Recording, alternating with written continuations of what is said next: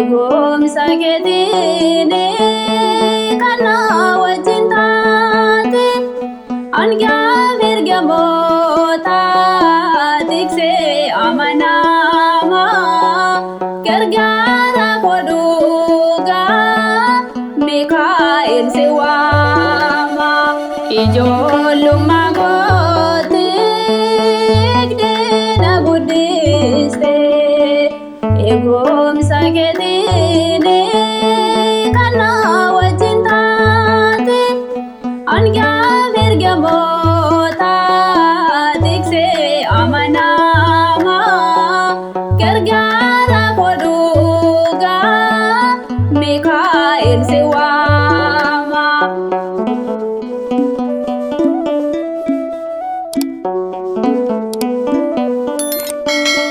Yeroo rakkoo kootti maqaa kee waammadhe dhibbuu keessa kootti dhoksee sitti madde samiirraa naaf dhooftee siif jira naan jette dukkana duraa koo ifaatti jijjiirte ijoollummaa kootti eegdee na guddiste eegumsa keetiin kana wajjin taate angaaf ergamoota tiksee amanamaa gargaara godhuugaa Mikaa'el si waama.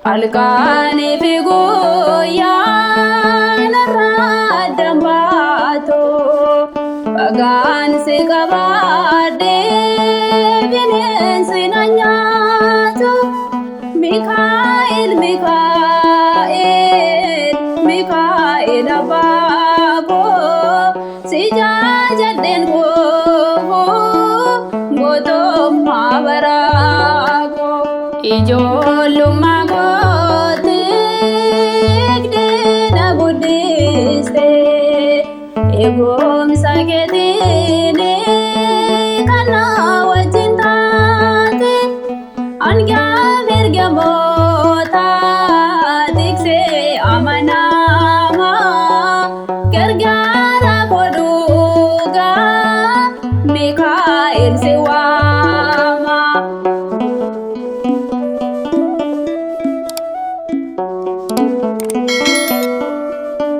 Sirraadda na baasuuf na qoree diinni koo oduu hololaasaan jeqee jireenyaa koo ani si waammadhe atis naaf dhageesse gargaarsaaf oolmaan kee diinaa koo qaneesse ijoollummaa kootti eegdee na guddiste eegumsa keetiin kana wajjin taate angaaf ergamoota tiksee amanamaa gargaara godhuugaa Mikaa'el si waama.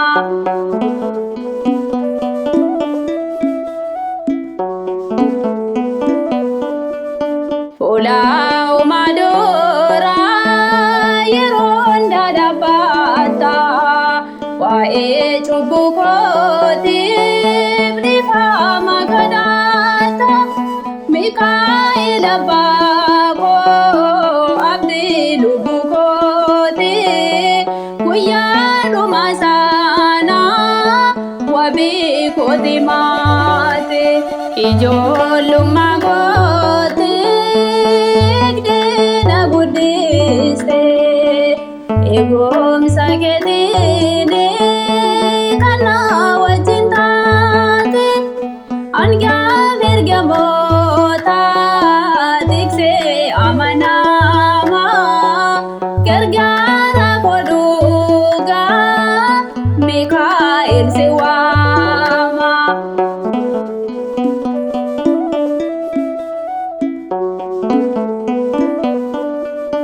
Alkaanii fi guyyaan irraa dambaatu bagaan si qabaadhee bineensi na nyaatu.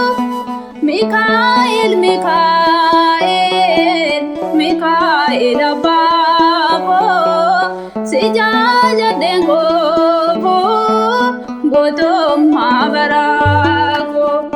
Ijoollummaa kootiif diina guddistee eegumsa keetiin kan na wajjin taate. Angaaf ergamoota tiksee amanamaa gargaara koo dhugaa Mikaa'el si waama. Ijoollummaa kootiif diina guddistee eegumsa keetiin kan na wajjin taate. Angaaf ergamoota tiksee amanaa.